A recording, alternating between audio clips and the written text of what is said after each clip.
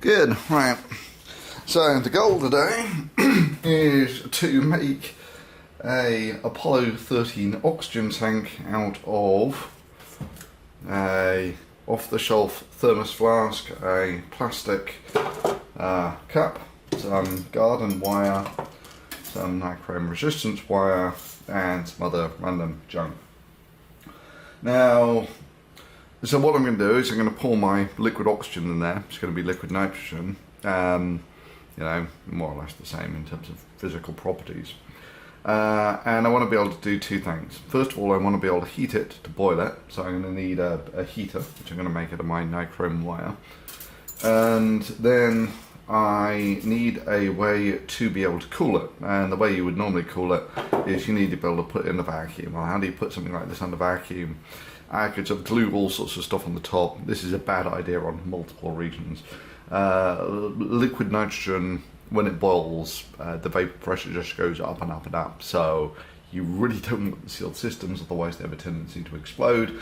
So when I'm going to evaporatively cool this, it doesn't need to be under a particularly high vacuum. You know, like all I need to really be able to do is suck off some of the gas from the top. That should almost be enough.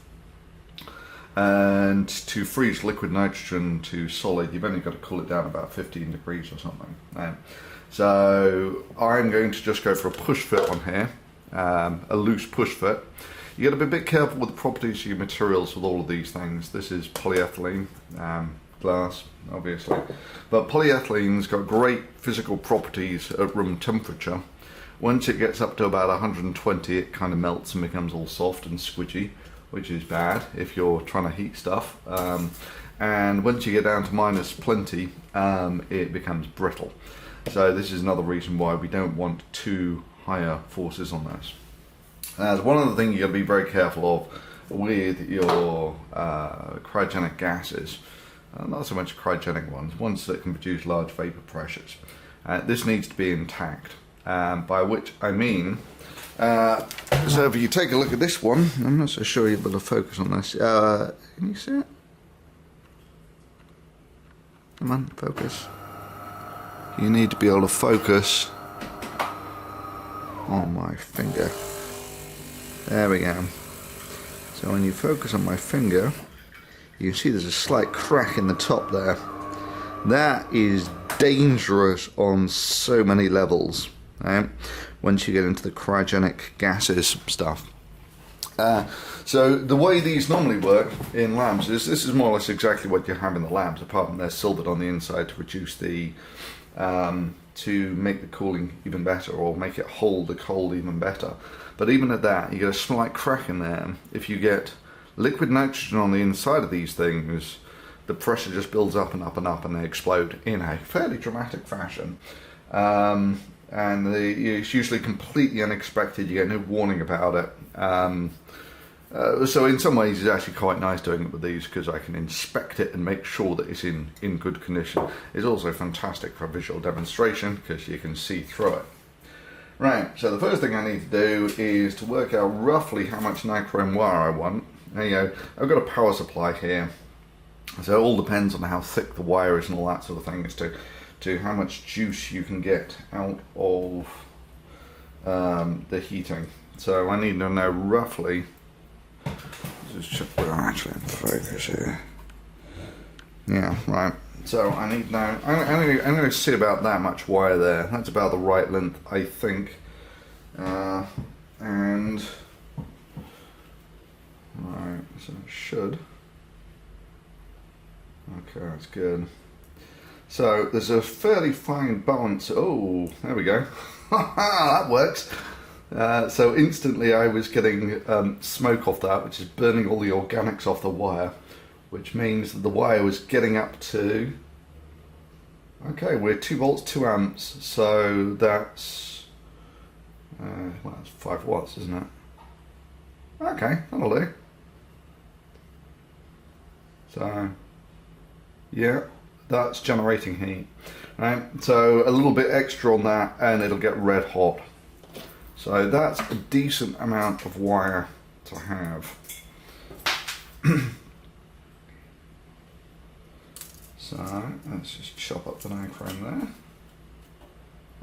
Probably won't do that, and good scissors are probably better. There we go. Right. Now, you get similar problems. So in the first instance, I can just put the heating wire into the liquid nitrogen, and you'll see, you know, normally when it's all cooled down, you'll just get the liquid nitrogen boiling in here. When you turn the heat on, it'll boil like absolutely crazy. But I actually want to be able to do it all in the end with this guy on. So I'm going to cut that off there probably. I need a hole in the top here such that I can suck air out, and I need 2 holes in the top here to connect the heater wire to. So I'm going to use garden wire. Now, the reason I'm using garden wire is there is a slight concern that if I use copper, the copper is going to conduct the coal all the way up to the top, and I might, you know, the plastic up here might start cracking. If I use something that's a much worse thermal conductor, like garden wire, it should be much better. So yeah, we're going to want a length about that long, I would guess. We're going to want 2 of those.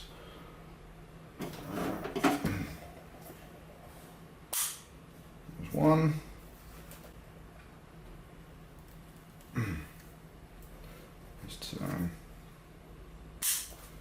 Okay, I've got 2 wires about the right length. Now we're going to start chopping some holes in stuff. Now there's a lazy way of chopping up polyethylene. Like I said, once it gets to about 150, it melts completely, and at about 100ish, it gets very soft and very cuttable. But get a nice, that should work. That was just me pressurising my little butane burner going. Super. So my reckoning is we want to cut off about here somewhere. That should be nice. Good. And we're going to try and do it in situ. I suppose we could.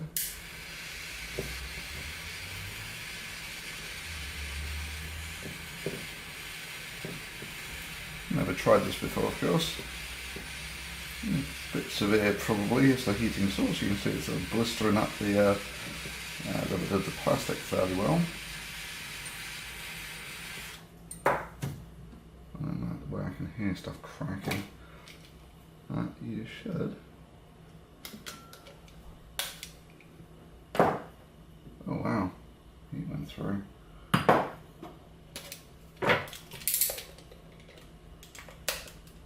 Okay. I suppose I could just use a saw.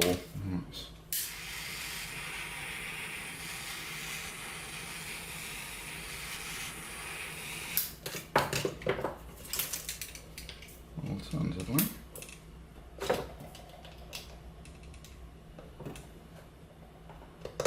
There we go. That's the way to do it.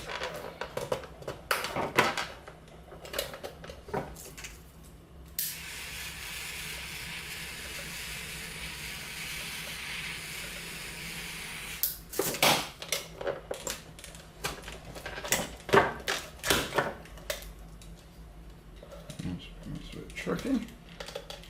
Can we get through there?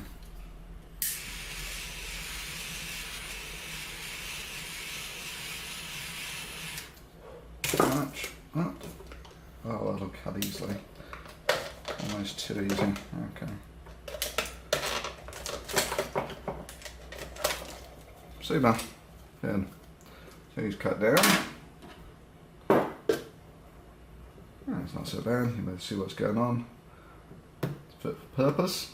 Okay, so a fairly snug push fit. Good. Now we're going to need to put our wires through the top here.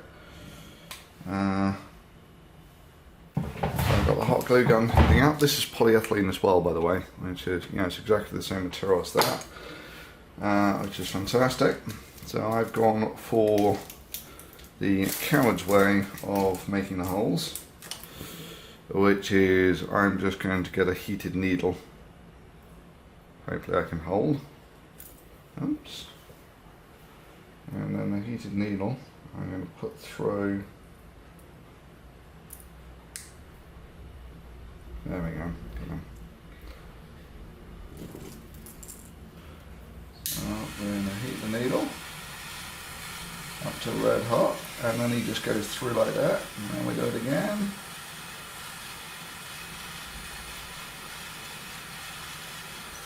And through it goes. And we widen up these holes a bit if we want. And just like that. Beautiful. That might be enough to do everything that we want.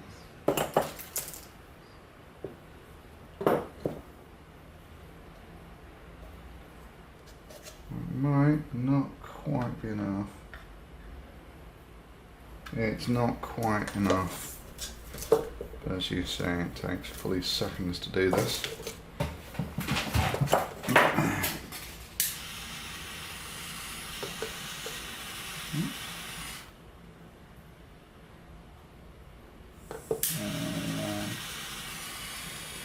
That's one.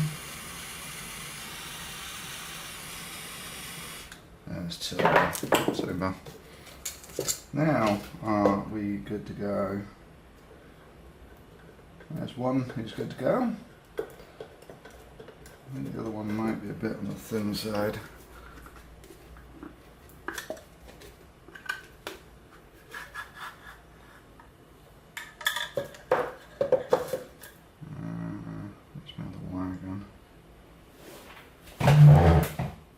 Aha!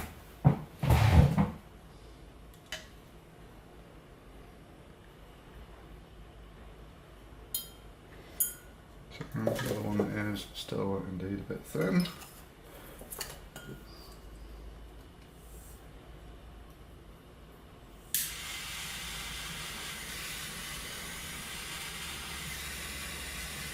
You can afford to be a bit generous in making these larger than they need to be. Simply because I'm going to seal them all up with the polyethylene in the end anyway. If you're doing this with real high vacuum stuff, you do have to start worrying about being able to suck the gas through between the wire and the cladding. Okay, and actually matter, we can cut these off later if we want, but okay. So yeah, I'm almost happy with that. So I seal these boys up now, which is easy done.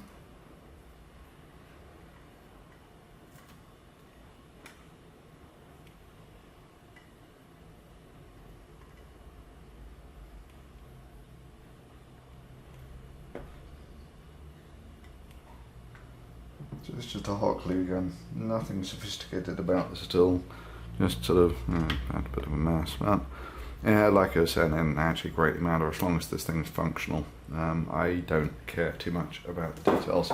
Now, we're going to want a way of connecting all this to a vacuum line. And this is where it gets a little trickier. I might not be able to pull my favourite trick with this one. If I was being keen, I would need to drill a hole in there. Just thinking, is this the best way to do it? Actually, I know what the best way to do this is. Yeah, I'm going to use another piece of glass. I'm going to use the same trick, but with a smaller piece of glass. Good. That is my smaller piece of glass. So,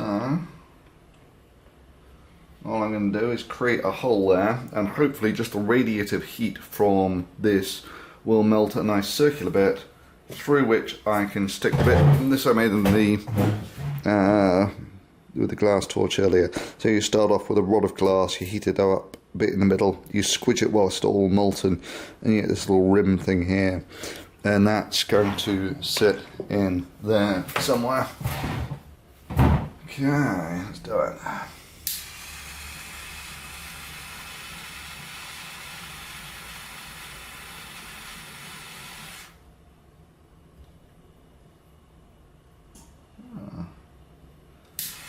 So it doesn't matter if this stuff burns, polyethylene burns to just pure carbon dioxide, there's not a lot that can go wrong with that.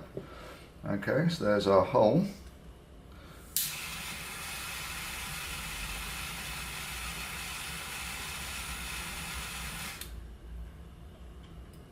And now we can just widen up the hole like this.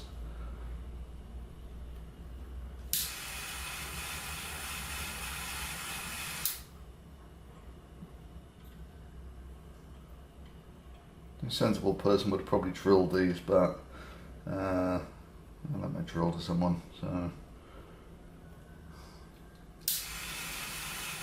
but it does show just how wonderfully workable polyethylene is. Right, which side do you want to go? He wants to go that side. Oh, and we are good. We're good to go. Good. Which now means all we need to do is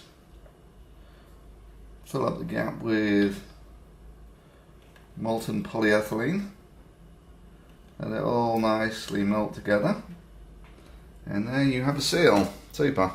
So all that will happily hold a tenth of a bar or something, or whatever I need to actually suck all this off. None of this is going to be what you would call even modestly serious vacuum stuff. So right, we're going to have to clean off those, and we're going to have to solder on our resistance wire in the bottom here somewhere. So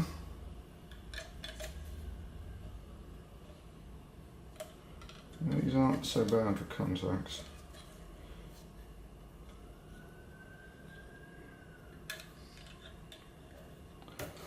Alright. Again, we can soften these up prior to stripping the wires. There's one.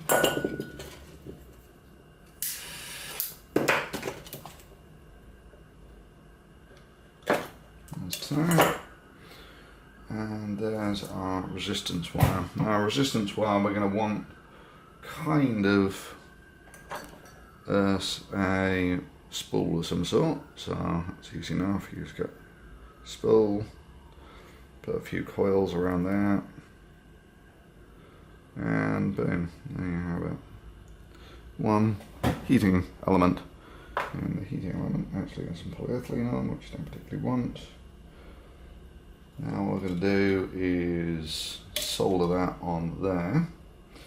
I do actually have a soldering iron somewhere, but I'm sure you'll see what's happening next. Good. So now what we're going to do is we are going to put our Apollo 13 oxygen vessel, and we're actually going to suck gas out of the top of it, which will have the effect of making the liquid oxygen evaporate quicker. And as it evaporates quicker, it will get colder. Now this is also what would have happened to Apollo 13. Once they'd lost the heaters on their oxygen tank, let's just get some stuff in there to help it cool down a little. Once you've lost the heating on your oxygen tank and you're still sucking gas out of there, that means that you're evaporating some of the liquid. Cool. So I have to be quick here, otherwise it'll start to condense everywhere. So if we connect our heating element up and turn our power on, we should get some boiling. We turn the power off, boiling should stop. Good. Now we're going to connect a vacuum to there we go. We're going to connect a vacuum to the top and we'll see what happens. And you will see that we get a lot of boiling. And as we're getting lots of boiling, it'll be getting a lot colder. Now see if I can get some of that frost off for you, so you see better what's going on. Put a bit of a wipe with some acetone. Oh, that's nice. So you've only got to cool liquid nitrogen down about 15 degrees for it to start to solidify.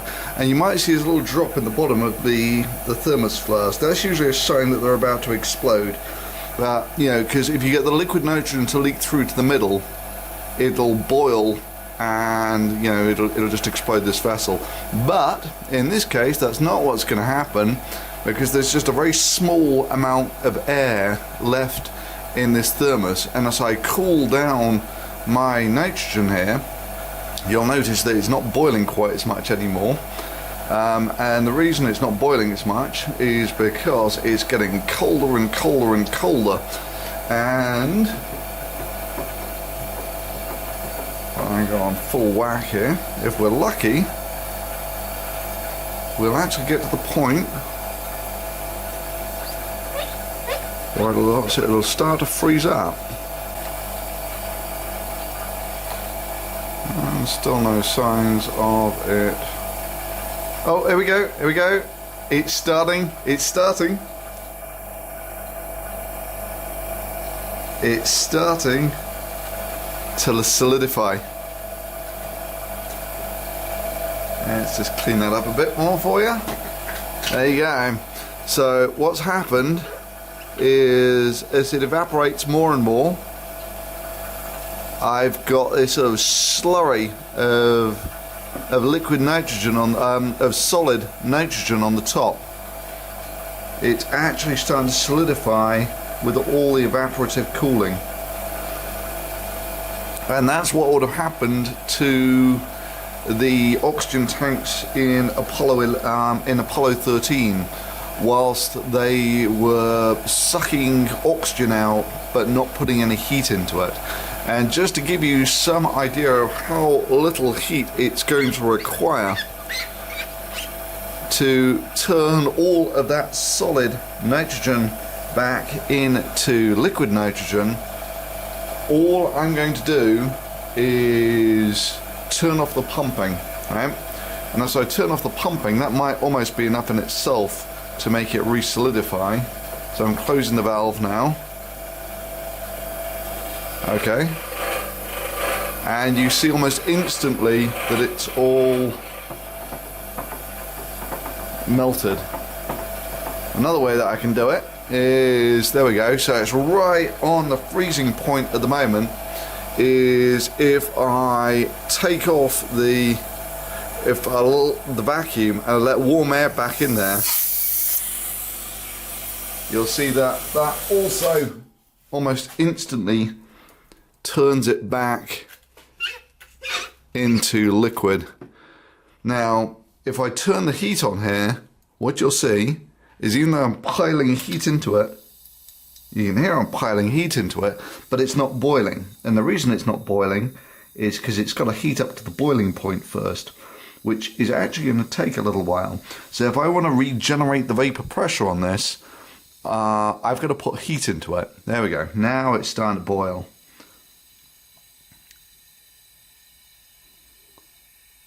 Boom. So that's the fundamental things that you've got, is when you suck gas out of these things, it gets cold, which means that the gas doesn't come off as quickly anymore. And if you want the gas to come off quickly, you've got to heat it like that. And let's call it heat. Boom.